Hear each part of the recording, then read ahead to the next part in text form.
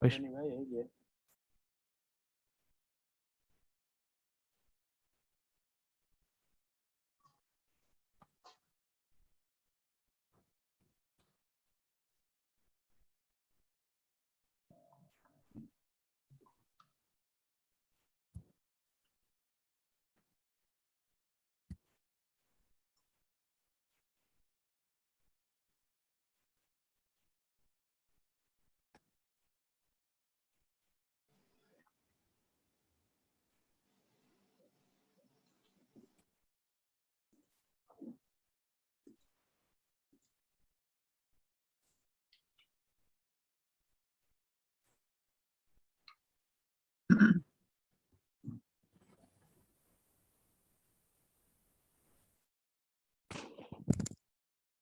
Assalamualaikum warahmatullahi wabarakatuh.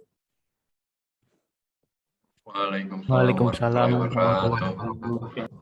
Teman-teman, selamat berjumpa dengan saya. Saya adalah Tata Sumitra Wirasasmita yang akan menjadi partner teman-teman selama 1 semester ke depan dalam mata kuliah probabilitas dan statistika. Saya boleh berbangga karena saya adalah mahasiswa atau bukan mahasiswa ya. Saya adalah dosen yang relatif umumnya dekat dengan mahasiswa karena tidak ada mahasiswa yang kalau kuliah biasanya tidak bawa tas ya. Jadi selalu ada bawa tas maupun tas besar dan tas kecil karena tas itulah kode dosen saya. Mudah-mudahan kita bisa bekerja sama dengan baik selama 1 semester ke depan untuk belajar tentang PropStat ini. Nah, teman-teman, ini adalah kesempatan berharga bagi kita semua untuk bisa belajar tentang statistika, dan saya berharap teman-teman tidak menyia-nyiakan kesempatan ini, ya, karena ketika kita sudah punya kesempatan untuk, katakanlah di sini kesempatan untuk menari gitu ya, jadi kesempatan menari ini hanya akan muncul bagi orang yang memang sudah siap ada di lantai ataupun di panggung untuk menari. Kira-kira seperti itu. Baik ya berkaitan dengan kesempatan ini. Sebelum kita mulai, silakan untuk beristirahat atau merilekskan dulu pikiran dan perasaan sebelum kita mulai berdiskusi tentang statistik.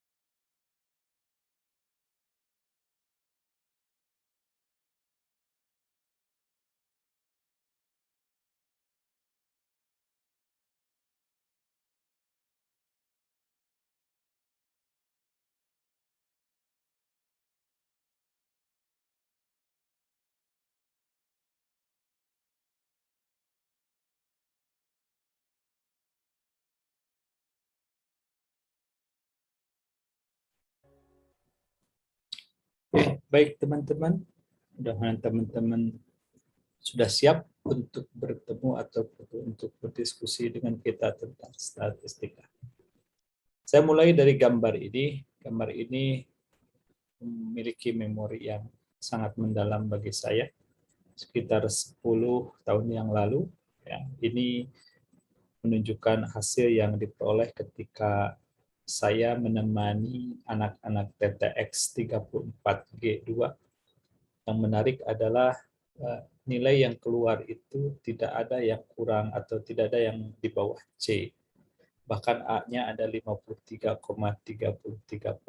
Berarti lebih dari setengahnya mahasiswa yang berdiskusi tentang ProbStat pada waktu itu mendapat nilai A. Dan yang menjadi catatan penting ketika masa itu masih hanya ada 2 institut teknologi dan institut manajemen. Dan biasanya bergiliran, kalau semester ini bagian institut teknologi, maka semester depan adalah di institut manajemen. Nah teman-teman, bahwa penilaian pun tidak bersifat lokal seperti sekarang, diserahkan kepada prodi masing-masing. Tapi dulu itu kalau satu semester itu ada 30 kelas yang mengikuti ProbStat, maka seluruhnya dilakukan penilaian secara massal ataupun secara terintegrasi.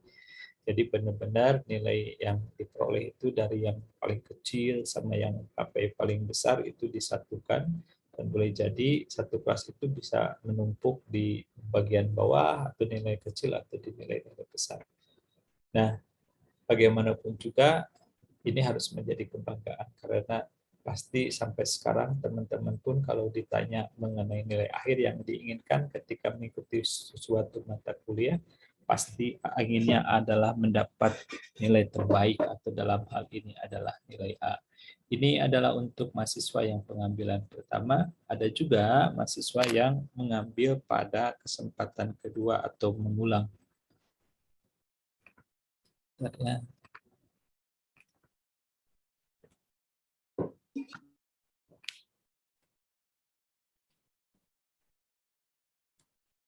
Oke, nah yang kedua ini adalah mahasiswa yang mengulang semua. Memang benar masih ada kesempatan A, gitu, tapi lebih kecil.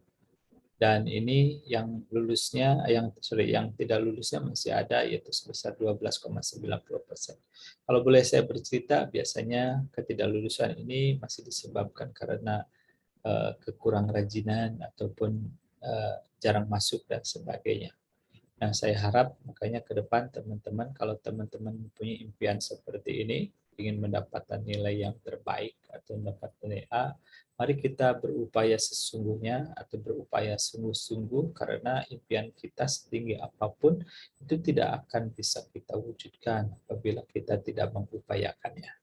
Jadi tugas kita bersama-sama sekarang, mari kita berupaya untuk menjalani proses pembelajaran ini dengan sebaik-baiknya, dengan upaya keras dan kerajinan, karena bagaimanapun juga kalau teman-teman punya upaya keras, walaupun kita memiliki kapasitas terbatas, insya Allah nanti akan mendapat nilai yang lebih bagus atau lebih baik dibandingkan dengan teman kita yang katakanlah IQ-nya tinggi, cuman malas atau tidak pernah belajar, ya hasilnya pasti tidak akan maksimal. Yang paling penting lagi supaya di akhir nanti tidak muncul penyesalan, teman-teman, ya. Karena penyesalan itu biasanya bukan karena kita tidak punya kesempatan. Penyesalan itu lebih terjadi karena bukan karena kita tidak melakukan sesuatu, tetapi penyesalan terberat adalah ketika kita punya kesempatan tapi tidak diupayakan dengan baik, ya, sehingga hasilnya tidak sesuai yang kita inginkan.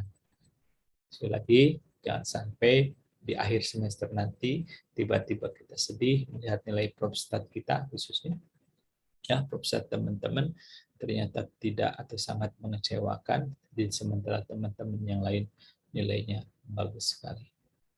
Bukan hanya kata saya, tapi juga penyesalan itu sebaiknya kita hindari, seperti kata Maudy Ayunda ini.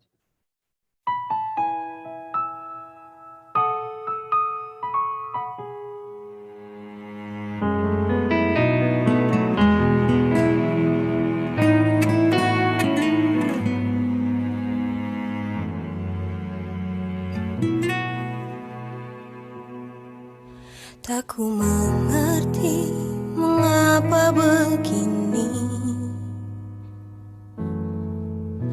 Waktu dulu ku tak pernah merindu, tapi saat semuanya berubah, kau jauh dariku, pergi tinggalkanku.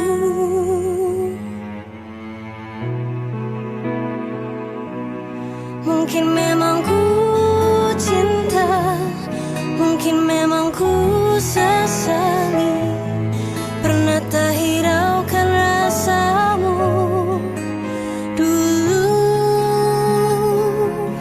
Aku hanya ingkari kata hatiku saja, tapi mengapa cinta datang terlambat?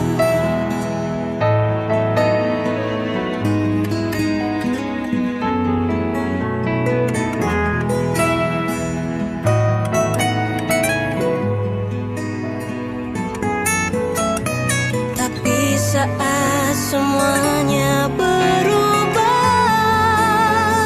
kau jauh dariku, pergi tinggalkanku.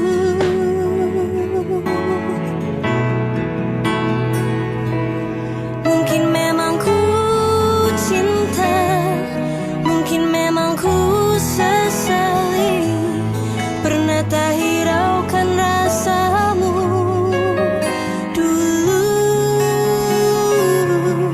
Aku hanya ingkari kata hatiku saja, tapi mengapa kini cinta datang terlambat?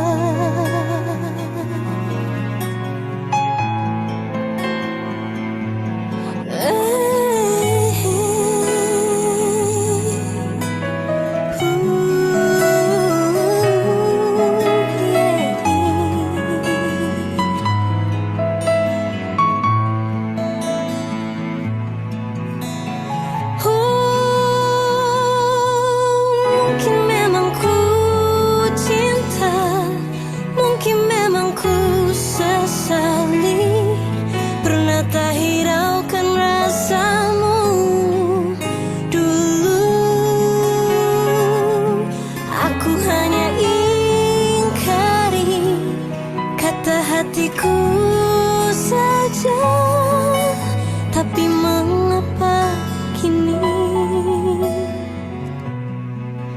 cinta datang terlambat?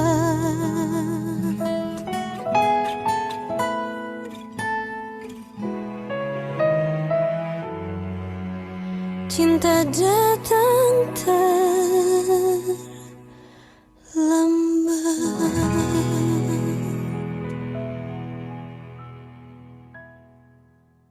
Baik teman-teman, jangan sampai kesadaran kita bahwa mencintai statistika dan Probstat itu harus segera muncul, itu terlambat baru muncul nanti tahun baru 2022. Karena kalau teman-teman kesadaran itu muncul setelah ujian akhir selesai, nilai keluar gitu ya, sudah tidak ada artinya lagi. Mau sekeras apapun teman-teman mengatakan bahwa saya menyenangi statistika, saya sangat akan berjuang atau mengerjakan soal statistika, tapi kan waktunya sudah habis. Jadi bayangkan nanti jangan sampai kita liburan akhir tahun gitu ya, ataupun mungkin awal tahun nanti liburan, kita masih memikirkan dan masih menangis menyesali bahwa Probstat ini nilainya tidak terlalu menyenangkan bagi teman-teman. Ya, mari kita selalu berdoa sesuai dengan gambar ini. Teman-teman harus yakinkan bahwa teman-teman ingin lulus di mata kuliah Probstat ini. Jangan lulus dalam pengambilan kedua atau ketiga, ya, jadi harus lulus langsung sekaligus atau satu kali saja di semester ini. Tidak ada istilah mengulang lagi. Ya, mumpung ini kesempatan awal dan teman-teman masih punya kesempatan banyak untuk mengupayakan sebaik mungkin, mari kita niatkan atau mari kita bertekad untuk bisa belajar ataupun mengupayakannya sebaik mungkin. Sebelum saya mulai, saya bertanya, koordinator kelasnya siapa? Hadir Pak, saya Pak. Rangga. Iya Pak. Oke, Rangga. Ya, salam kenal dari saya. Udah hadir semua enggak? Ada beberapa yang kurang sih Pak, tapi nanti saya Totalnya ini berapa? lagi. Totalnya 39 atau 40? Ini yang join baru 39. 39 ya. Berarti kurang berapa belum tahu. Kurang ini tadi Nah, yakin. 39. Yakin. Kurang 2 orang lagi Pak. Oh, yakin 2 orang ya. Oke. Ya. Jangan sampai nggak tahu anak buahnya berapa, nanti ada yang nyulik kan susah ya. Baik ya, teman-teman.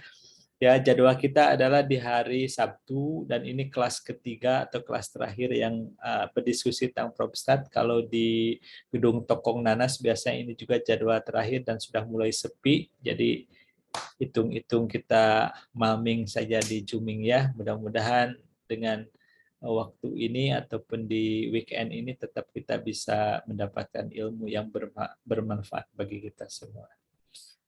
Teman-teman, kalau kita berbicara statistik dan statistika, kita berarti berbicara seperti nenek ini. Kira-kira seperti itulah ya.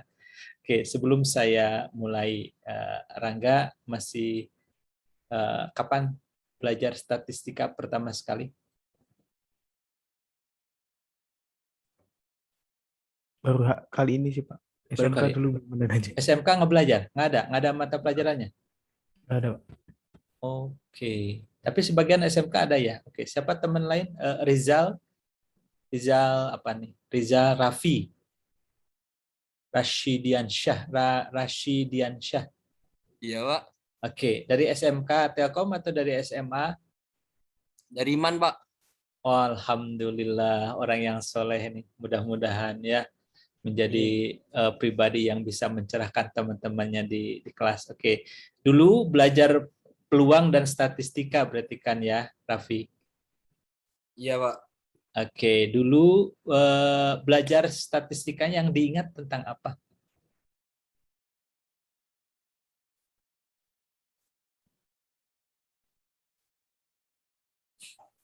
Halo, sinyalnya gangguan. Vi, di mana MA-nya, Vi? Dari ini, Pak, Jombang. Jombang, alhamdulillah ya. Aduh, are-are Surabaya ini. Iya, Pak, benar. Oke, bisa nggak jelasin apa itu statistika kalau gitu? Atau lupa lagi? Mungkin perlu diasah lagi, Pak. Oke, silakan untuk mengasah diri ya kalau begitu. Oke, Nanda Putri.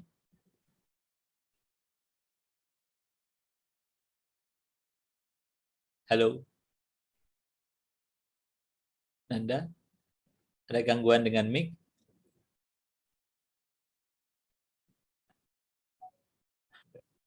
Oke, Nova. Pokoknya kalau yang saya panggil 5 menit tidak ada, berarti saya tandain. Ya, Nova. Nova Rifki. Ya Pak, Oke, hadir. hadir ya. Dulu dari SMA, dari SMK atau dari MAN? Dari SMK Pak, SMK mana? SMK Telkom Bandung Pak. Sama-sama Rangga berarti nggak belajar statistika? Waktu SMK sih nggak ada Pak pelajarannya. Oke, susah nih. Udah berapa orang nih saya kok dapat ketemu orang yang belum. Jangan-jangan yang keempat juga bilangnya belum belajar. Endika. Halo? Endika ada? Bisa dengar suara saya? Terdengar Pak. Oke. Pernah belajar statistika sebelumnya? Mungkin sudah Pak, cuma saya kurang mengerti soal materinya, tapi di SMK saya juga belum ini sih Pak, belum terlalu apa ya, teknikal banget lah. Oke, tapi ada topik ataupun ada bagian pembahasan tentang statistika? Pas lagi zaman dulu sedikit ada Pak, sedikit kayak di spoiler gitu. Oke, sedikit ada itu maksudnya gimana? Seperti diperkenalkan gitu loh Pak, di diperkenalkan Oke. soal Kalau statistika. diperkenalkan berarti apa yang diperkenalkan dulu itu? Wah, pas saya lupa Pak materinya Pak. Oke, oke ya. Seva Ibnu apa nih? Ibnu Mutahari.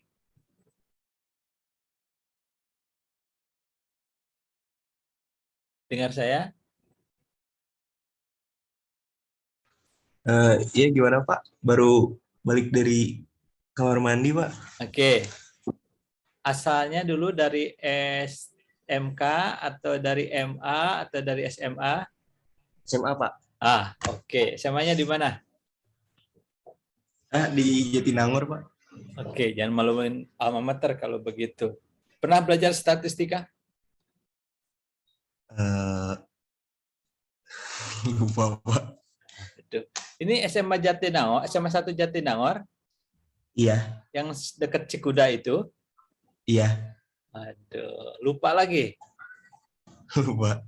Aduh. Coba saya sekarang. Laki-laki pelupa ternyata ya. Aduh, susah nih. Vero Ayu Syahira. Iya, Pak. Oke, Vero ini benar-benar membawa nama baik setelah tadi para cowok yang ganteng-ganteng tidak bisa menjawab. Sananya Vero kira-kira kalau asalnya dari mana? SMA, SMK atau dari MA, dari SMP? SMK, Pak. SMK juga. Iya. Oke, jadi nggak belajar statistika berarti? Enggak, Pak. Di SMK saya nggak ada. SMK mana? Telkom, Pak. Telkom mana? Telkom Jakarta. Jakarta. Yasmin Nabila. Iya, Pak. Dari SMK juga? Iya, Pak. Oke. Sorry. Kalau begitu langsung aja deh. Siapa yang dari SMA deh? Jangan. Saya, Pak. Siapa? Saya, Fai. Pak. Oke. Banyak sih, Pak. Tadi yang pertama tadi siapa? Yang cewek? Saya Faiza Rizka, Pak. Ya, Faiza. Oke. SMA mana dulu? Saya dulu SMA 15 Surabaya, Pak. Oke. Ini membela nama baik Rangga nih sebagai koordinator kelas. Pernah belajar statistika berarti kan? Pernah, Pak. Oke. Apa itu statistika? Orang sudah bayar pinter. Statistika itu sebuah ilmu yang mempelajari bagaimana cara kita untuk merencanakan, mengumpulkan, menganalisis, dan mempresentasikan data. Jadi untuk statistika sendiri itu istilah secara singkatnya kita bisa bilang itu ilmu terkait dengan data-data. Jadi statistika sendiri mungkin spesifiknya dipelajari itu di matematika wajib kelas 12. Jadi itu kita terkait data-data, mencari median dan lain sebagainya, bikin semacam diagram, baik diagram batang ataupun diagram lingkaran seperti itu, Pak. Oke, masih ingat rumus mencari median? Rumus mencari median nilai tengah. Yeah. Kalau mungkin median, maksudnya dengan data-data yang istilahnya diketahui seluruhnya, maksudnya bukan dari apa ya? Kan itu ada dua data. Setahu saya data yang acak sama ada data yang ada rentangnya. Nah, untuk yang ada rentangnya itu saya jujur udah agak-agak lupa Pak, soalnya itu agak panjang, terus pakai nilai data batas acak, atas batas bawah. Data acak? Kalau yang data acak itu jadi kita urutkan dulu, terus habis itu kita jadi cari medianya itu kita istilahnya kayak berapa jumlah dari bilangan tersebut dibagi 2. Jadi kalau semisalnya dia bernilai genap, nanti ditambahkan misal kayak dia ada 10 data, berarti 10 dibagi dengan 2. Hasilnya 5. Nah, tapi karena 10 ini genap, berarti kita pakai data ke-5 dan ke-6 lalu dibagi 2, itu adalah nilai mediannya. Rumusnya begitu. Baik. Iya, Pak. Oke. Bisa kalau saya tanya setiap pertemuan jawabnya begitu, sanggup? Kamu nggak usah UAS itu. Tinggal ajarin nanti Rangga dan teman-teman kalau gitu. Oke. Baik ya, makasih. Berarti kira-kira yang disampaikan poin-poinnya ada, cuma nanti tinggal pelurusan ya. Jadi mode data bukan data acak atau data yang ada intervalnya, tapi biasanya kita menyebutnya data yang sudah dikelompokkan dan yang belum dikelompokkan dan seterusnya. Ya, karena kita sebenarnya akan berhadapan dengan kumpulan data itu ada dua macam, tapi teman-teman beruntung nanti hanya akan mempelajari data yang belum dikelompokkan saja. Ya, nanti kita akan hanya sebagian kecil lah, dan hari ini saja kita akan mengulang ukuran-ukuran statistik, tapi saya akan lebih mungkin menyoroti hal-hal penting atau prinsipnya saja, sedangkan untuk rumus dan sebagainya teman-teman silahkan untuk diperdalam sendiri. Kemudian sebelum saya lupa mengatakan, jadi kalau teman-teman supaya strategi pembelajarannya lebih efektif ya dan lebih efisien waktu, hal yang paling mudah adalah teman-teman kumpulkan kumpulan soal-soal UAS atau UTS dari tahun-tahun sebelumnya. Jadi teman-teman bisa tahu ya pola atau tipe soal-soal apa yang keluar sewaktu UTS dan sewaktu UAS. Ya, jadi nanti kita akan ada tes ya. Kalau misalnya sebelumnya ada CLO yang 4 kali tesnya, kalau tidak salah sekarang kembali lagi kepada 2, ada UTS, ada UAS. Nah, saya akan memberikan jalan kepada teman-teman supaya mudah nanti pendekatannya ya. Jadi supaya belajarnya lebih cepat, silahkan teman-teman pelajari atau kumpulkan dulu ya model tipe-tipe soalnya. Kemudian kalau sudah kita sedikit demi sedikit kita pelajari atau pahami gitu ya dengan dari minggu per minggu untuk hal seperti ini. Nah, jadi target kita hari ini kita akan berbicara mengenai statistika dan statistik, kemudian kita akan belajar tentang ukuran-ukuran statistik, dan ada 2 hal yang terkait dengan penyajian data yang umum atau biasa diteskan atau diujikan kepada teman-teman, yaitu bagaimana penyajian data dengan menggunakan stem and float diagram, stem and leaf plot atau diagram batang dan daun, serta ada box plot atau diagram kotak. Ya, ada 3 video yang saya sebenarnya minta wajib teman-teman pelajari dulu sebelum bertemu dengan saya hari ini, yaitu tentang skala pengukuran, kemudian tentang diagram batang dan daun, dan tentang diagram kotak. Tapi apakah memang sudah dilihat atau dipelajari, saya kurang tahu. Tapi mudah-mudahan nanti teman-teman bisa mempelajarinya dengan lebih cepat ataupun lebih mudah. Nah, teman-teman, kita kembali lagi. Ya, Faiza tahu ini gambar apa?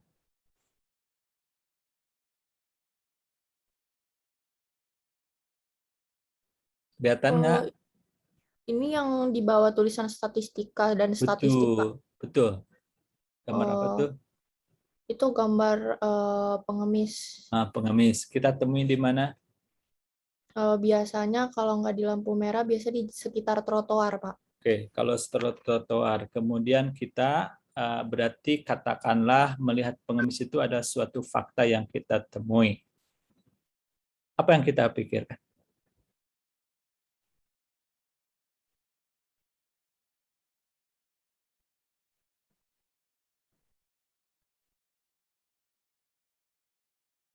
Inikah yang selalu terlintas di dalam diri kita?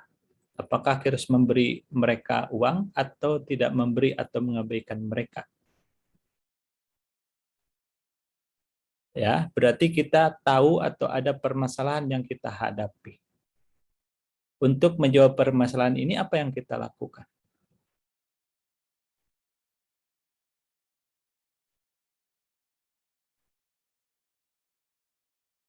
Selain Faiza, ada yang bisa jawab? Di Bandung itu ada aturan bahwa tidak boleh memberikan apapun kepada pengemis di jalan atau di lampu merah. Ada orang Bandung di sini?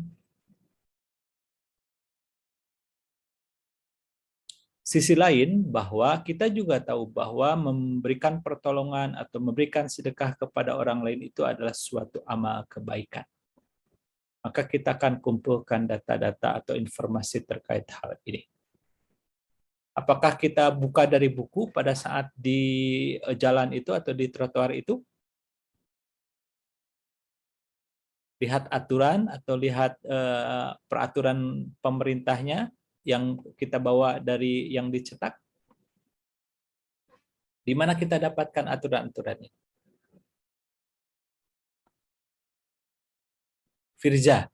Firja Anfasa. Ada Faiza, ada Firja ya, mirip namanya. Firja? Ya Pak. Ya Pak. Oke. Dari mana kita mengumpulkan informasi seperti tadi? Ada aturan bahwa tidak boleh memberi pengemis uang, kemudian ada juga ketentuan bahwa kalau memberikan bantuan ataupun sedekah kepada pengemis itu amal kebaikan. Dari mana kita tahu? Kalau yang peraturan itu biasanya dari peraturan daerah tersebut, Pak. Oke, maksudnya kalau di jalan kita ingatnya di mana? Dari mana kita muncul ingat itu? Kalau di tempat saya biasanya di lampu merah tersebut ada apa yang namanya? Kayak sejenis rambu gitu, Pak. Oke, Baliho emang gitu, Pak. Firja daerah mana? Kalimantan Selatan, Pak. Oh, Kalimantan Selatan. Oke. Tapi yang jelas ketika kita melihat pengemis kemudian ingat aturan ataupun hal tersebut, itu akan langsung teringat karena hal tersebut sudah ada di pikiran kita, betul nggak? Iya, betul, Pak. Oke. Nah, setelah kita ingat di dalam otak kita pilah ya terkait hal-hal terkait pengemis ini, kemudian kita mengolah informasi ataupun data itu, betul nggak, Firja? Iya, betul, Pak. Nah, bahkan kita sampai bisa menyajikan biasanya. Membayangkan, betul nggak? Kalau Betul, ngasih, kita akan dapat pujian misalnya. Atau kalau tiba-tiba ketika kita ngasih ketahuan Satpol PP, apa ancamannya? Apa yang terbayang oleh kita? Bisa dipenjara, betul nggak? Atau didenda, kan? Nah, Iya, Pak. oke. Nah, sekarang penyajian itu, penyajian data yang kita miliki dalam konteks belajar, pasti kita terbayangnya adalah diagram lingkaran, diagram batang, betul nggak? Tapi kalau dalam seperti ini, sajian itu ada di mana biasanya?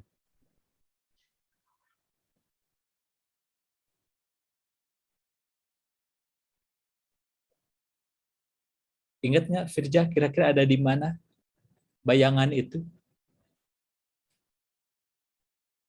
Ingat loh, bahwa pikiran dan otak kita itu sangat luar biasa. Bisa menggambarkan atau berimajinasi yang sangat luas. Dan bisa membayangkan hal-hal yang sekiranya akan terjadi ataupun dapat terjadi. Itu berdasarkan hasil pengolahan data ataupun informasi yang ada di otak kita. Kemudian kita menganalisis apakah kita akan memberi atau tidak. Dan akhirnya kita akan membuat kesimpulan. Dalam ini kita akan mengambil keputusan. Nah, ini adalah teman-teman tahapan ataupun kerangka berpikir atau kerangka untuk memutuskan sesuatu, dan ketika kita akan mengambil keputusan dan tahapan-tahapan ini tentunya akan didasarkan kepada data dan informasi. Ya. Dalam konteks kehidupan sehari-hari berarti kita akan mendasarkan data informasi yang kita miliki dalam otak dan pikiran kita. Tapi dalam konteks ilmiah tentunya kita akan mengumpulkan data itu dari laboratorium, dari pengamatan, dan seterusnya.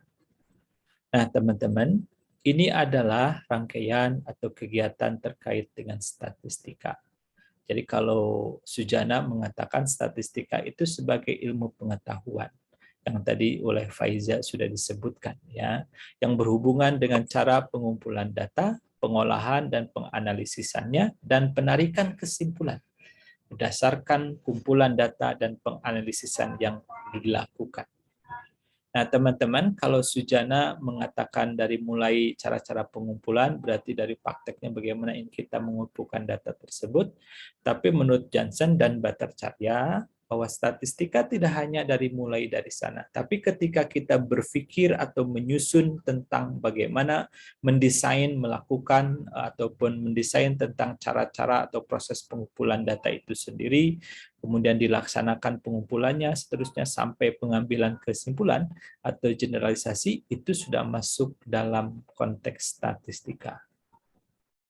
Ya, jadi sekali lagi, statistika itu pada dasarnya ilmu pengetahuan terkait dengan data atau informasi yang akan kita olah dan kita jadikan atau buat suatu hal yang terkait dengan tadi ya, dengan misalnya kita harus memutuskan sesuatu dan sebagainya. Nah, kalau melihat hal ini, oke, Ivo Sierra bisa dengar saya? Bisa, Pak. Oke, kapan terakhir Ivo Sierra menggunakan statistika kalau begitu?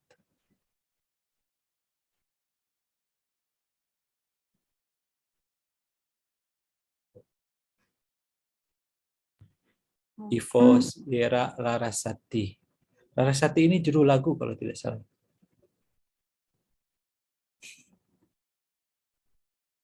Halo? Bisa jawab? Bisa jawab?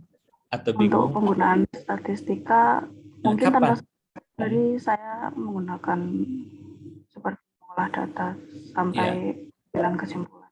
Oke. Kapan itu dilakukan? Kalau saya dihadapkan dengan suatu kondisi yang harus saya melakukan sesuatu. Oke, yang terakhir mempergunakan seperti itu kapan? Hari ini, Pak. Dalam ketika? Tadi atau apa kapan? Pagi ini sih, Pak. Saya mau makan apa, terus saya... Betul. Good. Ya. Oke, terima kasih. Ivo Sierra. Panggilannya apa? Ivo. Ivo, Pak. Iya. Oh, makasih Ivo ya. Jadi sudah mendekati, memang kita akan selalu mempergunakan statistika ini setiap saat. Jadi jangan dibayangkan bahwa ketika ditanya statistika itu harus membuat diagram, harus membuat tabel dan sebagainya. Tapi dalam konteks ketika teman-teman membuat keputusan kecil dalam kehidupan kita sehari-hari, berarti itu sudah melibatkan adanya statistika di sana. Oke, itu statistika ya, tentang pengertian dari statistika. Nah, sekarang apa itu statistik? Kalau teman-teman lihat seperti ini ada hal terkait dengan statistik. Ini statistik penduduk hasil sensus. Jumlahnya berapa yang tergolong milenial, berapa yang tergolong Gen X gitu kan, generasi X, berapa persen yang baby boomer dan seterusnya. Berarti ini adalah statistik tentang penduduk.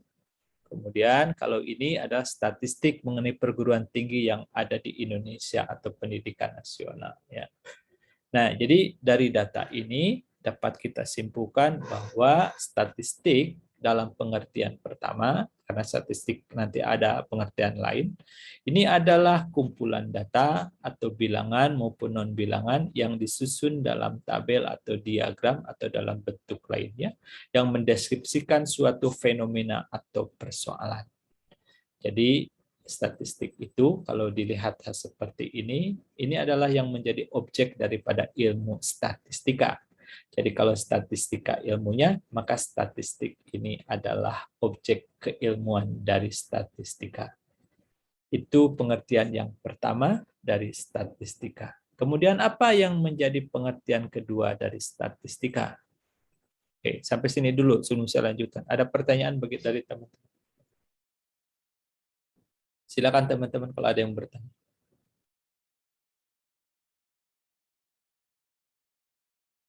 Ini banyak yang off cam itu karena apa? Technical atau karena malu? Belum keluar rumah dari pagi. Oke, jangan malu-malu ya, buka saja. Oke, baik. Nah, sekarang untuk memahami statistik dalam pengertian kedua, kita melihat contoh ini. Rektor akan mengadakan tutorial wajib untuk mahasiswa pada pukul 19.30 hingga 21.00. Setujukah, saudara? Jadi kita akan membuat target mahasiswa itu yang menjadi target penelitian ini adalah sebanyak 25.758 mahasiswa di sebuah universitas dan akan ditanya bagaimana pendapat mereka, setuju atau tidak program yang akan dilaksanakan ini. Truly Baki Wibowo.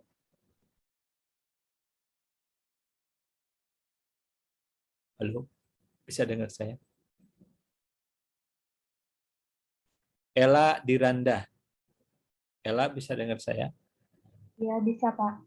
Oke, Ella, kalau dikatakan atau berhadapan dengan target untuk pengumpulan responden ataupun informasi dari 25.758 mahasiswa, apa yang terbayang?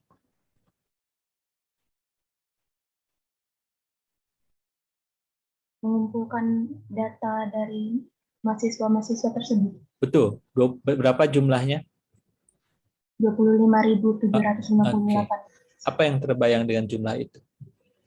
Mudahkah Banyak. nanti kita mengumpulkannya? Sulit, Pak. Susah, sulit ya.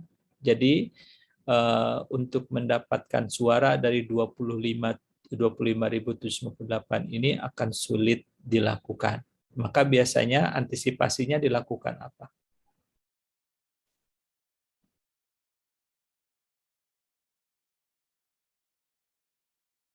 Halo. Jangan lama-lama jawabnya. Nanti kayak kuburan jumlah. Muhammad Fikri Pratama. Ya, Pak. Kalau terlalu banyak 25.758 ini, apa yang kita lakukan selanjutnya? Dikelompokkan Pak atau dibagi-bagi? Dikelompokkan, dibagi-bagi, terus mau diapain?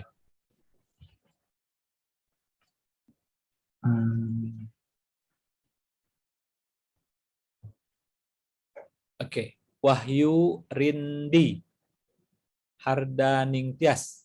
Saya pikir cowok nih. Cewek ya? Iya, Pak. Oke. Kalau terlalu banyak 25.798 ini, apa yang bisa kita lakukan kemudian?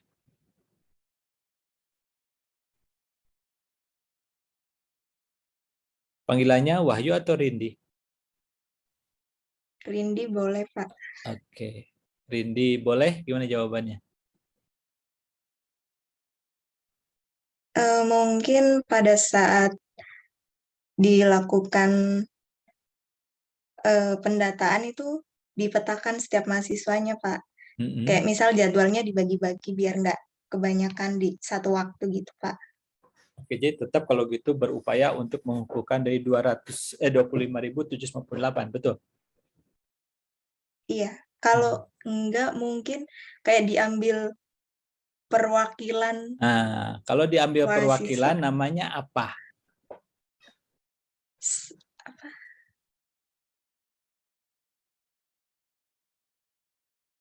Apa namanya? Sampelnya, Pak. Oh, sampel itu contohnya. Proses pengambilan sampel apa kita sebut?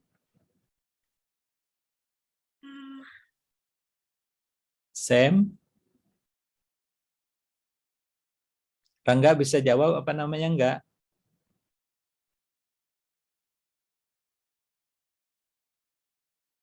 Proses mengambil sampel itu apa namanya? Ada yang tahu? Teman-teman? Sampling, Pak. Good. Nah, itu sampling namanya. Nah, jadi karena 25.000 sekian itu terlalu besar sehingga kita butuh waktu yang lama, kemudian juga butuh sumber daya yang banyak atau biaya yang besar, maka kita melakukan sampling. Boleh nggak sampling itu dilakukan?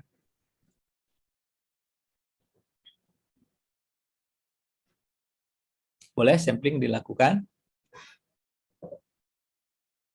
Faiza, nah, saya tanya Faiza lagi. Boleh nggak Faiza? Boleh, Pak. Kenapa boleh?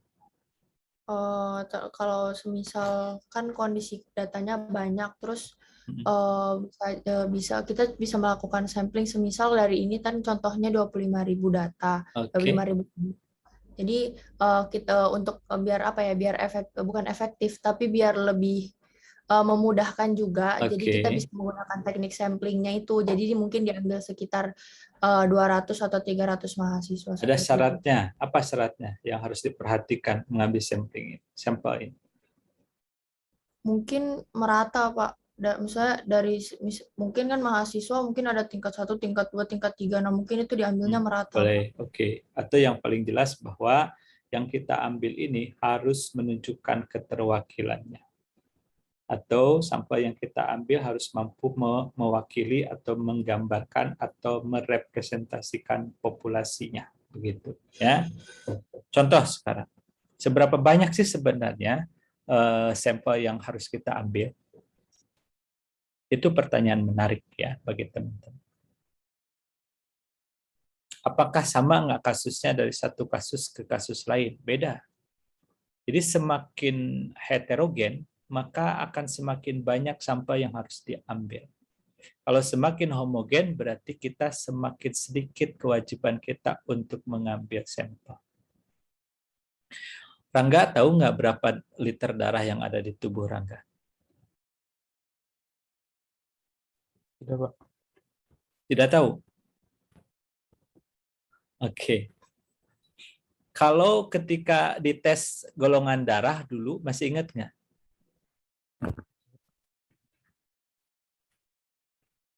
Si, Pak. Si. Dikeluarkan semua darahnya nggak diperiksa? Enggak, Pak. Enggak. Cuman Kenapa? Hanya satu tetes saja kan? Kenapa? Karena kalau semuanya ya nggak bisa sih, Pak. Darah kan terus mengalir. Oh, bukan begitu alasannya. Tidak perlu diambil semua karena sifatnya homogen. Darah di ujung kaki sama di ujung kepala kan sama semua. Jadi kalau memang sudah homogen begitu, kita tidak perlu banyak mengumpulkan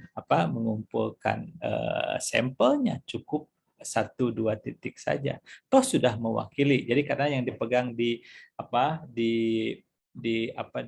penelitian itu adalah sejauh mana sampel yang kita miliki itu cukup terwakili dari dari populasinya. Saya nanya sekarang kepada Ahmad Syamsuardin. Din. Ya, Pak. Oke, Din, kalau saya ingin meneliti nilai apa yang diharapkan oleh mahasiswa atau yang diimpikan oleh mahasiswa di akhir semester, perlu nggak saya keliling seluruh fakultas atau seluruh prodi untuk bertanya satu-satu ke mahasiswa? Tidak. Kenapa? Karena nilai yang paling bagus, jadi mahasiswa pasti pengen nilai A. Oh, good. Betul, begitu jawabannya. Jadi keinginan mahasiswa di semua jurusan atau di semua prodi dan semua fakultas itu pasti homogen, betul kan? Iya. Oke, jadi tidak perlu banyak sampelnya.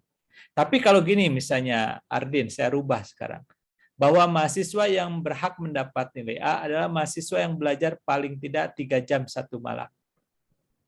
Sama nggak respon atau pendapatnya di semua fakultas? Maaf, apa tadi maksud pertanyaannya?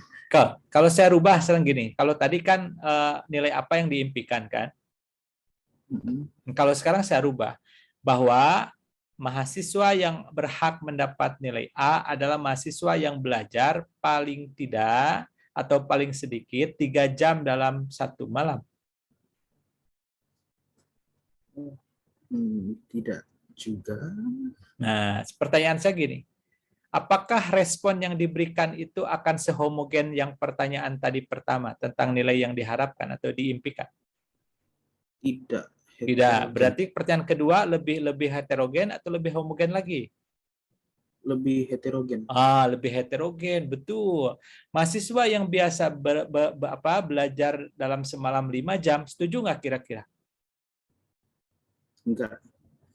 Yang biasa dia belajar 5 jam semalam, setuju nggak? Setuju. Mahasiswa yang belajarnya 1 jam 1 malam, setuju nggak? Enggak. Pasti enggak, apalagi mahasiswa yang hanya belajar setengah jam, itu pun sebelum UAS atau malam sebelum UAS, pasti enggak setuju. Makanya dari 2 kasus tadi, pasti pengambilan sampelnya harus banyak yang mana? Yang pertama atau yang kedua? Yang kedua. Oke, karena apa? Karena untuk memberikan wakil dari jawaban yang lebih banyak, pasti harus wakilnya harus lebih banyak. Ya, nah, jadi kira-kira teman-teman seperti itu. Nah, sekarang balik lagi ke slide tadi ya, supaya kita kembali dulu ke hal ini, supaya kita lebih kita akan lihat. Nah, Kalau misalnya kita menggunakan data dari 275 dan 328 mahasiswi, yang 275 adalah mahasiswa. Perhatikan sekarang. Berapa orang totalnya? Truly masih dengar saya? Enggak ya. Oke. Apa-apa. Yasmin Nabila. Berapa jumlah mahasiswa yang akan dikumpulkan datanya kalau begitu?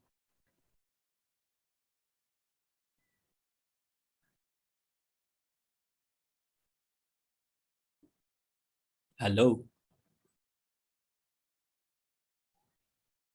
Maaf Pak, tadi boleh diulang pertanyaannya? Kamu kemana aja? Udah lewat. Angelita Gusdi. Hadir Pak. Oke. Jadi sekarang yang akan ditanya berapa orang jumlahnya?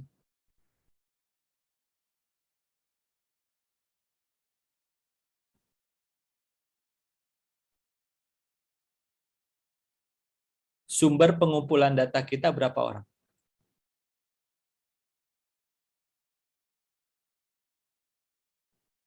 Sri Wahyuni, berapa orang? Iya, Pak. Berapa orang yang menjadi sumber pengumpulan data kita? Iya, Pak. 275 mahasiswa. Heeh. Dan 328 mahasiswi, Pak. Totalnya? Totalnya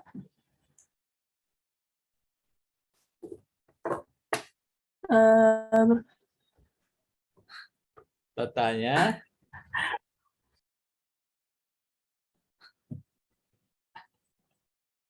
Makanya kalau kuliah statistika, duduk manis ya di meja, bawa kertas kosong, siapin ballpoint, kalau ditanya jumlah, jumlahkan. Totalnya adalah 603 orang. Oke, teman-teman perhatikan. Kalau di akhir survei saya dapatkan hasil seperti ini. Yang mahasiswa yang setujunya itu 67,27%. Sedangkan yang mahasiswi yang setujunya 23,78%. Oke, pertanyaan sederhana saya sekarang. Angka 67,27%, angka 53,35%, 23,78% saya peroleh dari 25.758 mahasiswa atau dari 603 mahasiswa. Dari 603 mahasiswa, Pak. Good, ya, oke. Dari 603 mahasiswa, berarti dari mana? Dari sampel ataupun dari populasi? Sampel, Pak. Oke, betul, ada. Makasih dari sampel. Nah, berarti perhatikan sekarang. Jadi angka-angka ini yang kita peroleh dari sampel, ini yang dikatakan statistik dalam pengertian kedua. Jadi statistik dalam pengertian kedua adalah nilai atau ukuran yang kita peroleh dari pengukuran karakteristik dari sebagian elemen atau unit di populasi yang kita sebut sampel. Jadi sumber daripada statistik itu sampel atau populasi.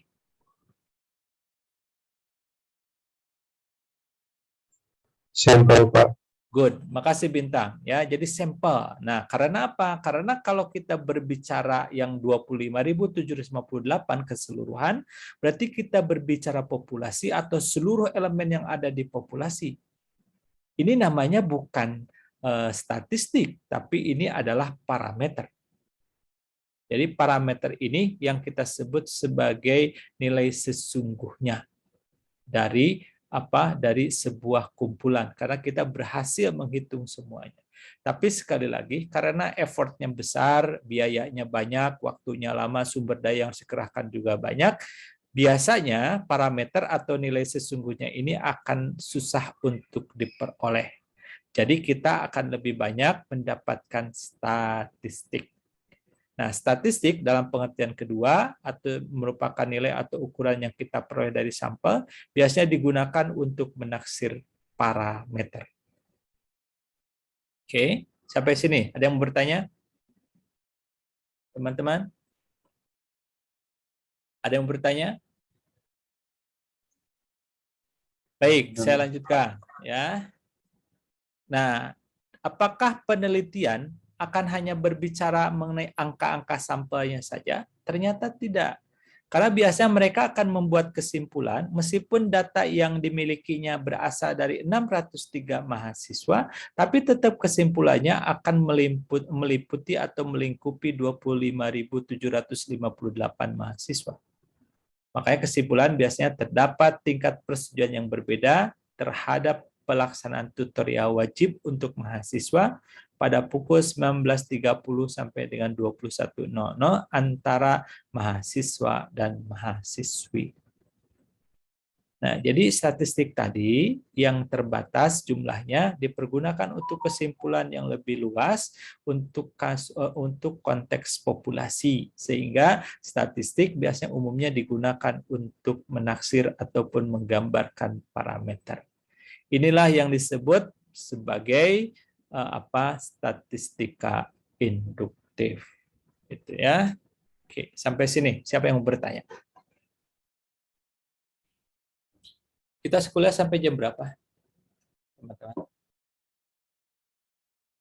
Sampai jam 5:30 ya?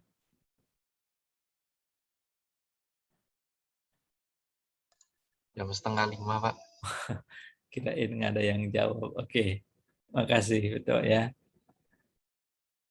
Nah, sekarang pertanyaan menarik, siapa yang bisa jawab? Kita jadi selalu berhadapan dengan kondisi bahwa kita akan terbatas untuk mendapatkan parameter. Yang lebih sering kita dapatkan adalah statistik. Ingat, statistik itu sumbernya dari sampel, ataupun ya dari sampel sebagian unit yang ada di populasi, sedangkan parameter itu berasal dari populasi.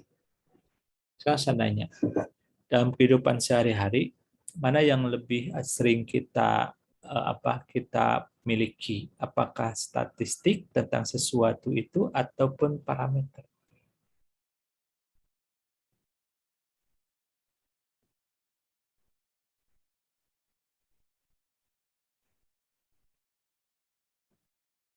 Parameter, Pak. Parameter. Alasannya? Kalau menurut saya itu mungkin kita di kehidupan sehari-hari lebih condong melihat yang secara luas ya, umum gitu, Pak. Gitu, Pak. Oke. Contoh kecil nih, Jeremia. Panggilnya Jeremia atau apa? Pandu, Pak. Oh, Pandu. Oke, Pandu gini. Dalam konteks pertemanan, Pandu pasti punya sahabat ataupun punya teman lah di sekelilingnya. Pandu akan mengambil kesimpulan teman ini baik, teman ini cerewet, teman ini sombong, teman ini tidak suka menolong. Pertanyaan saya, ketika Pandu menyimpulkan teman si A itu baik, berdasarkan apa? Parameter.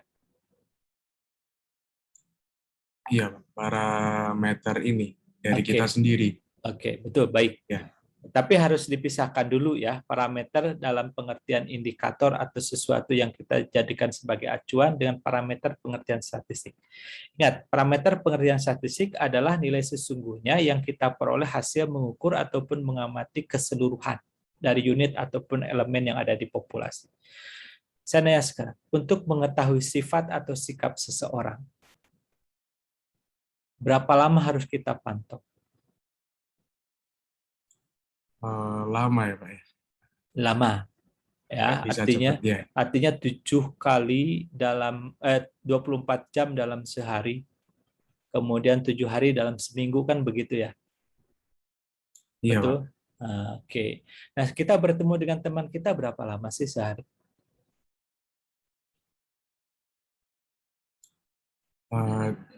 Tidak tentu, Pak. Ya, paling 2-3 jam kan? Betul nggak? Ya. Jadi, Normal. kesan ataupun informasi yang kita peroleh tentang dia itu keseluruhan atau sebagian saja? Oh, sebagian. Sebagian. Kalau sebagian parameter atau statistik? Oh, statistik ya, Pak. Statistik. Jadi apapun atau umumnya yang kita pakai untuk menyimpulkan sesuatu itu adalah statistik. Bukan parameter, karena parameter sekali lagi susah untuk diperolehnya. Pandu sudah punya teman dekat? Sudah, Pak. Oh, sudah nembak cewek berarti kalau gitu ya? Nah, Ya dia begitulah, atau Pak. ketika Pandu menembak si cewek itu dan si cewek itu mengambil keputusan bahwa Pandu adalah pria yang paling cocok dengan dia. Kecocokan itu apakah memang sudah parameter atau hanya berdasarkan kesan yang diperoleh hanya 1-2 kali bertemu saja? Parameter, Pak, kalau itu. Oh, masa sih? Kalau parameter berarti sudah bareng-bareng 7 hari statistik. dalam Statistik ya. bagaimanapun juga. Ya, sekali lagi, banyak keputusan dalam kehidupan kita mempergunakan statistik bukan parameter. Ketika kita menyimpulkan Rangga ini orangnya baik, penolong, ya karena setiap ketemu dengan saya dia mau menolong saya dan dia baik dengan saya. Tapi kan misalnya kalau bertemunya 3 jam dalam sehari, 21 jam selanjutnya kita nggak tahu apa yang diperbuat di belakang kita. Nah, jadi sekali lagi ya kaitannya dengan tadi data dan sebagainya, penarikan kesimpulan itu memang hanya akan didasarkan kepada data-data yang kita miliki.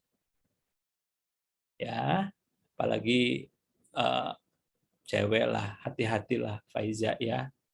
Karena kita yang ada dalam masa-masa seperti ini kan masa-masa pencitraan diri dan masa-masa manipulasi sebenarnya. Betul nggak Faiza? Kalau misalnya gini, percaya sama saya. Kalau ada cowok yang lagi mendekati Faiza, dia bukan orang yang senang kopi. Datang ke rumah Faiza, kemudian Ibu Faiza itu menyediakan kopi bagi dia. Apakah dia akan membuang kopi itu atau akan berpura-pura menikmati kopi itu? Berpura-pura menikmati. Berpura-pura menikmati. Itu data sebenarnya atau menggambarkan keadaan sebenarnya atau tidak? Sebetulnya tidak menggambarkan keadaan. Iya, jadi karena dia tidak senang kopi sebenarnya. Jadi pesan saya kepada Rangga, kepada siapapun, hati-hati zaman-zaman sekarang, supaya harus pandai-pandai kita mendapatkan apa data atau informasi. Sehingga apa keputusan ataupun kesimpulan kita akurat nantinya. Jadi jangan sampai ginilah, baru 2-3 kali kita berteman di kampus gitu ya, sudah melabeli orang, oh ini orang sombong atau tidak mau menolong kita, belum tentu gitu ya. Siapa tahu karena ketika kita minta tolong, dia itu lagi berhalangan atau tidak bisa menolong kita. Siapa tahu di kosannya dia ada temannya 5 kamar, dia pelin setiap pagi kamar-kamar temannya. Kan dia penolong sekali di belakang kita. Ya, jadi sekali lagi, ya antara statistika dan parameter itu, pokoknya kalau parameter itu benar-benar kita yakin, kita bisa mantau atau kita sudah bisa memperoleh keseluruhan informasi terkait sesuatu hal. Tapi kalau kita punya keterbatasan banyak, berarti kita hanya berdasarkan statistik saja. Nah, jadi sekali lagi, statistik pun tidak masalah, asal memang akurat bisa mewakili atau menunjukkan keterwakilannya. Karena sekali lagi, ya kalau masalah sampling ataupun sampel yang kita peroleh, saya bilang tadi, itu bukan masalah jumlah, ya, tetapi sejauh mana itu mewakili. Jadi kalau sedikit saja bisa mewakili, tidak apa-apa.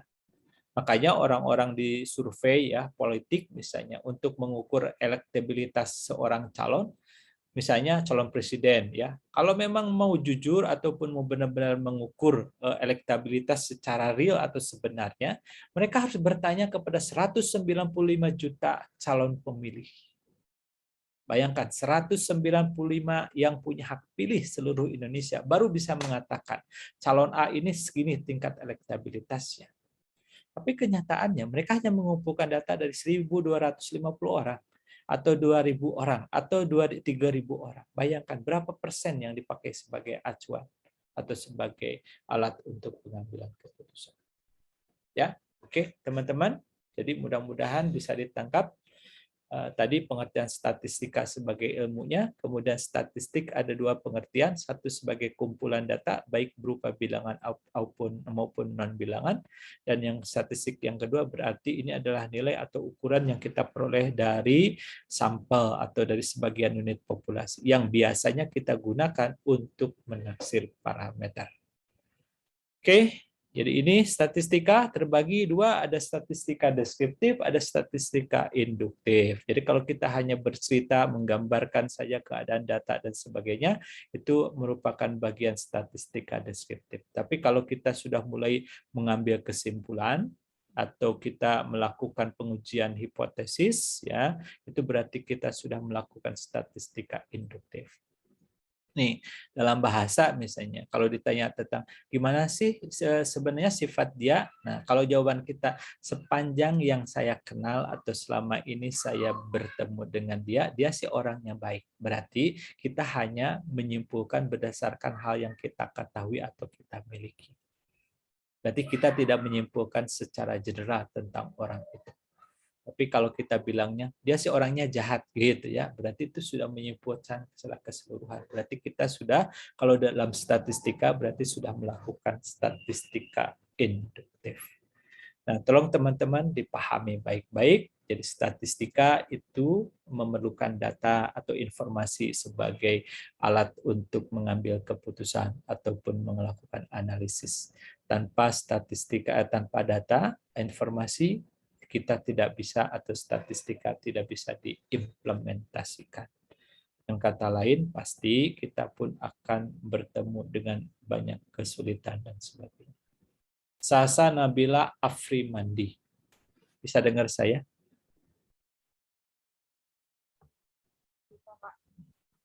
Kecil suaranya, bisa lebih besar? Bisa, Pak. Halo? Dengar, Pak. Kurang jelas. Rangga bisa jelas dengarnya? Agak kecil sih, Pak. Agak kecil. Jangan malu-malu. Sudah, Sasa bisa lebih keras? Sudah, Pak. Oke. Sasa senang drakor nggak? Kenapa, Pak? Senang drakor tidak? Kurang, Pak. Kurang. Yang senang apa? Sinetron, Indosiar? Enggak, saya nggak kurang suka nonton, Pak. Oke. Kalau suka nonton agak susah nih contohnya.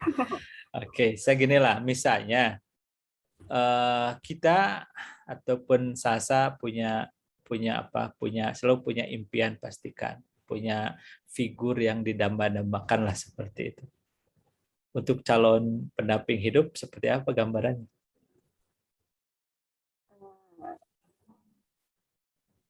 Ya, agamanya baik aja, Pak.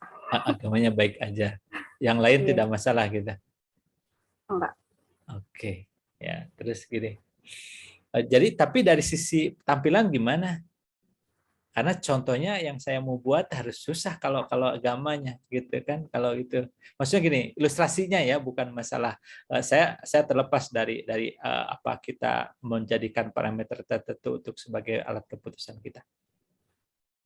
Karena kalau model tipe Sasa berarti nggak masalah ya, siapapun nanti kalau orangnya baik pasti akan diterima gitu ya Sasa ya.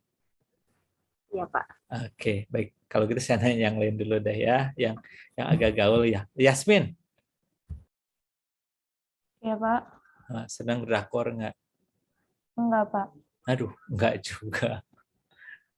Faiza senang drakor nggak? Nggak juga. Pak. Oke. Pasti kalau nonton drakor berarti kan ada pemeran ataupun ada artis yang sangat disenangi kan gitu ya. Betul Iya, nggak? Pak.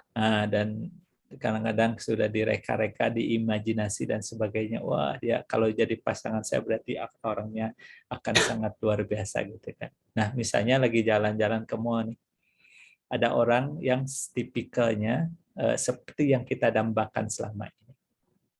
Tiba-tiba orang itu deketin Faiza dan mengatakan atau ngajak nikah besok. Reaksi pertama apa sih yang bisa timbul? Kaget sih, Pak. Kaget pasti. Meskipun dia adalah tipikal orang yang kita dambakan, betul nggak? Iya. Kenapa kaget? Karena mungkin pertama apa ya, Pak? Mungkin karena ya kita stranger lah, Pak. Pertama mungkin stranger kan. Betul. Oke, kalau stranger berarti tidak ada data atau informasi tentang orang itu di dalam diri kita, betul nggak? Iya, Pak. Nah, oke. Jadi harus kita pahami bersama bahwa ketika kita membuat keputusan, kita tuh butuh data atau informasi untuk dijadikan dasar kita mengambil keputusan.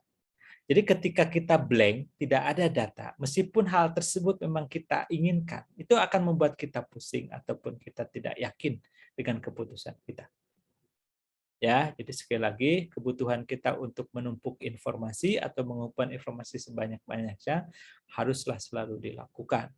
Makanya kewajiban kita untuk mengumpulkan informasi, kemudian cek and recheck selalu, gitu, itu harus dilakukan.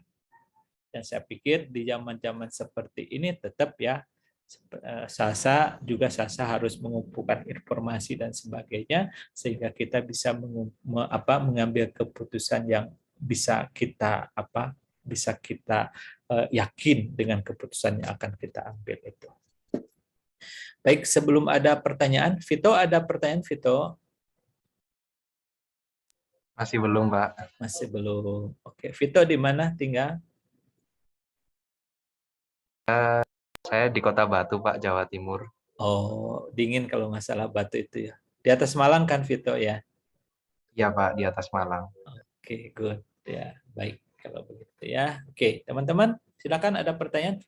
Selain Vito ada pertanyaan. Ahmad Syamsuwardin atau Ardin ada pertanyaan? Ahda ada pertanyaan, Ahda? Tidak ada, Pak. Oke, baik ya. Untuk sementara kita lanjutkan dulu. Kalau tidak ada. Baik. Nah, ini tentang kaitan Probstat dengan statistika. Saya tidak akan bercerita banyak di sini karena kita sudah hampir pukul 2 ya. Nah, jadi yang ingin saya ceritakan memang kalau probabilitas itu lahirnya di dunia gambling. Ya, karena kalau dibaca ceritanya ini orang akan meneliti tentang dadu ya, ataupun dice game itu berarti kan permainan tentang dadu, dan ini akan menelurkanlah apa yang disebut dengan ilmu peluang atau konsep peluang dari sana.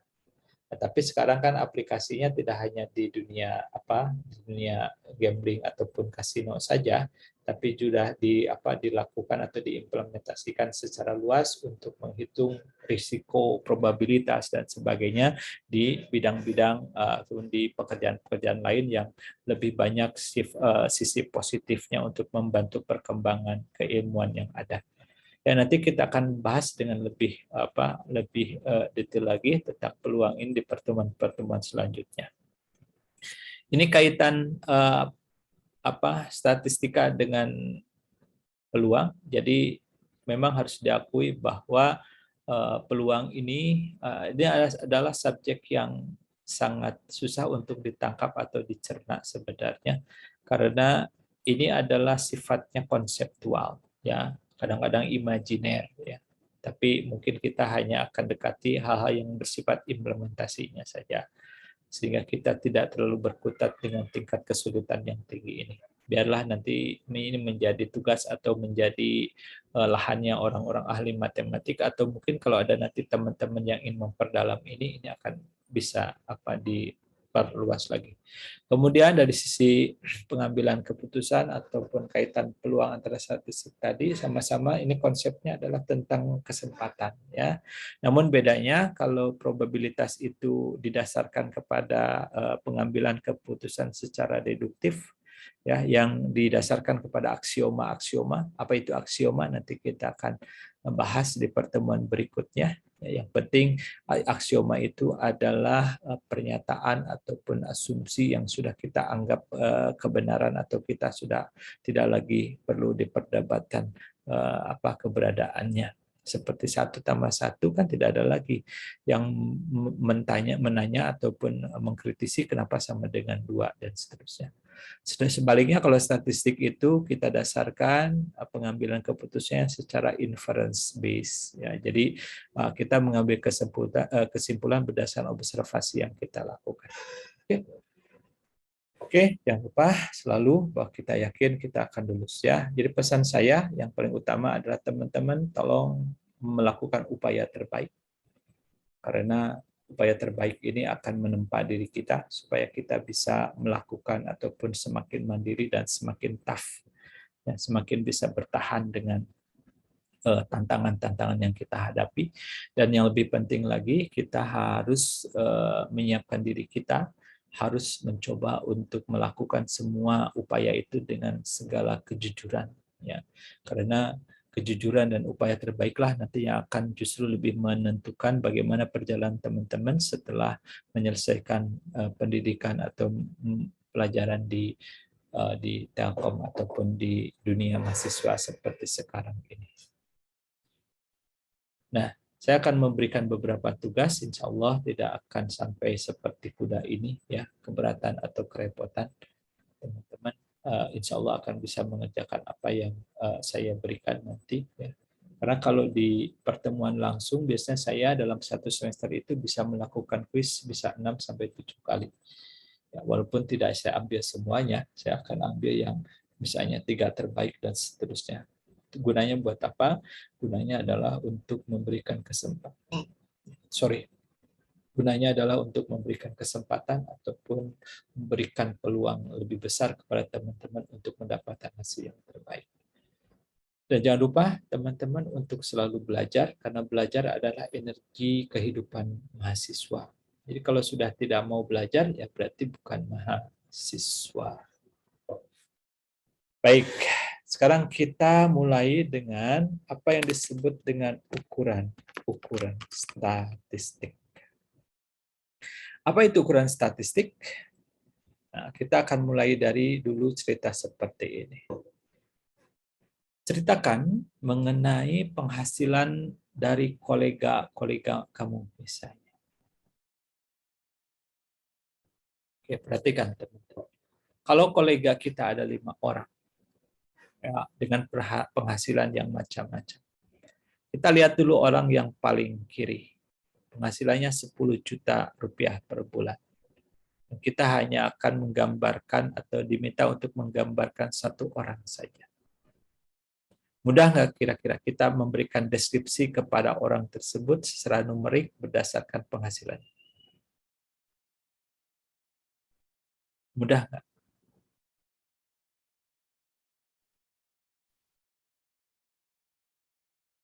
Ada yang bisa jawab? Ikram, bisa jawab Ikram? Tidak, Pak. Tidak bisa atau tidak bisa jawab atau tidak apa nih? Tidak mudah, Pak. Masa. Kenapa tidak mudah? Mari kita bedah. Kenapa tidak mudah? Sehingga susah melakukan atau mendeskripsikan 1 orang ini dari sisi penghasilan. Kenapa Ikram? Kira-kira apa yang bikin susah?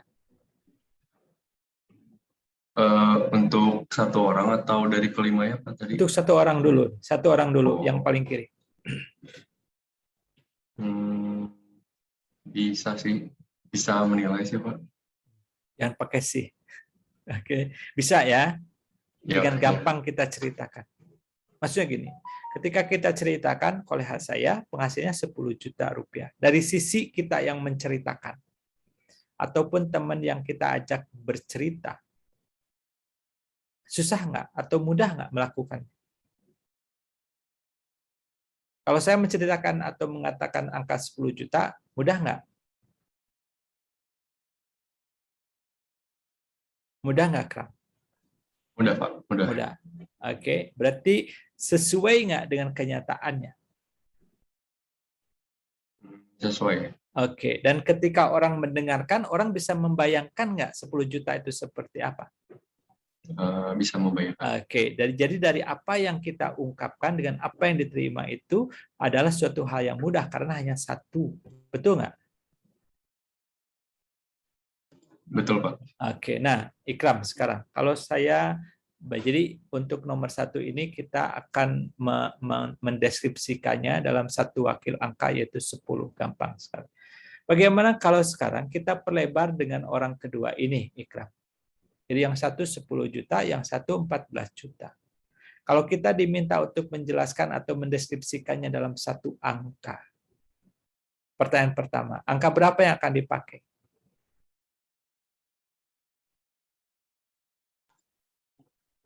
Selisihnya mungkin, Pak. Selisihnya, jadi 4 juta gitu maksudnya? Iya. Kan tidak menggambarkan. Atau boleh jadi bisa saja hanya apakah powerful nggak gambaran kita. Kalau yang ditanyakannya adalah berapa penghasilannya. Kan tidak ditanya selisihnya, tapi berapa penghasilan mereka atau kolega kita. Oke, Ikram, pertanyaan saya.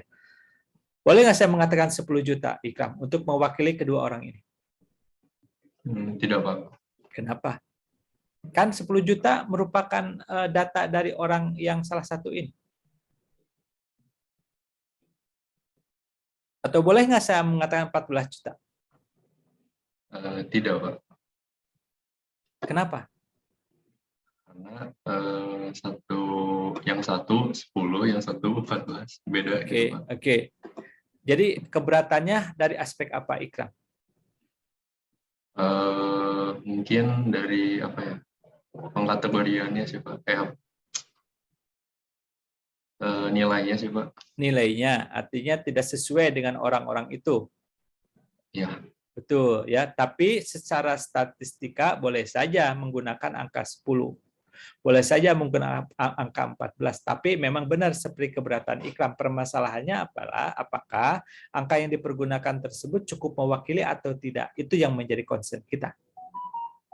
Ya.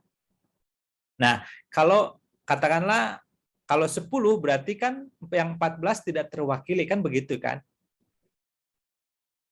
Betul nggak, Ikram? Nah, kalau 14 yang 10 tidak terwakili, ya begitulah keadaannya. Makanya kita harus mengambil angka yang lebih adil ataupun lebih fair untuk kedua hal ini. Betul nggak? Betul sekali, Pak. Oke, biasanya Ikram dari SMA kan? Ya, SMA. Oke, nah berarti kita akan mengambil angka apa?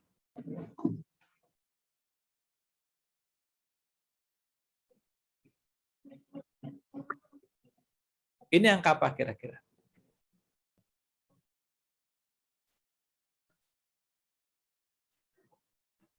Rata-rata mungkin, Pak. Nah, betul. Tapi jangan pakai mungkin ya, Noval. Jadi ini rata-rata. Jadi angka ini mewakili lebih adil daripada hanya menggunakan angka 10 atau 14 secara masing-masing.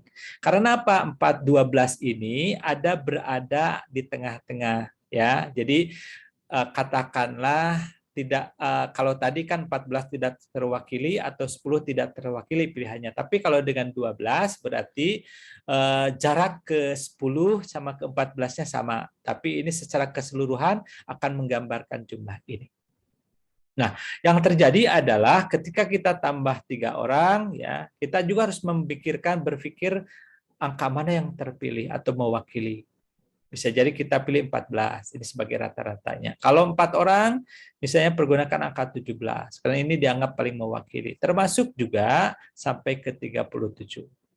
Nah, teman-teman, jadi proses seperti inilah yang harus kita lakukan ketika kita memilih ukuran statistik apa yang harus kita pergunakan ketika kita akan menggambarkan atau menceritakan keadaan dari kumpulan data yang kita miliki. Yang jelas prinsipnya adalah jadi kita harus memiliki sesuatu lah untuk dijadikan sebagai sebagai wakil atau untuk menggambarkan itu. Ya, jadi inilah ukuran statistik yang dipakai. Biasanya ukuran statistik itu kita peroleh dari kumpulan ataupun yang dijadikan sebagai wakil untuk menggambarkan atau mendeskripsikan keadaan data yang kita miliki. Prinsip yang harus dipegang adalah bahwa tujuan agar statistik tersebut lebih mudah dipahami dan lebih mudah dikomunikasikan. Ya, kira-kira seperti itu. Nah, hal yang sederhana ini juga rasanya sering ataupun sering kita lakukan oleh teman-teman. Contoh misalnya kalau orang tua begitu perhatian dengan prestasi anaknya ketika akhir semester atau akhir tahun, pulang ke rumah dan akan selalu ditanya. Kalau ditanya prestasi kamu, pasti jawabannya apa yang diceritakan?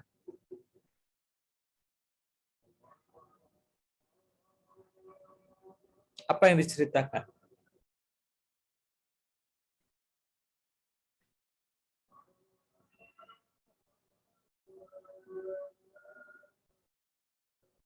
Ada yang bisa bercerita? Oke, karena di Bandung sudah masuk waktu asar, saya mohon izin untuk break dulu 15 menit ya, teman-teman. Dan kita nanti akan melanjutkan pada pukul 14.15. Silakan bagi teman-teman yang akan menunaikan ibadah sholat dulu. Ya, nanti kita akan lanjutkan di pukul 15/4.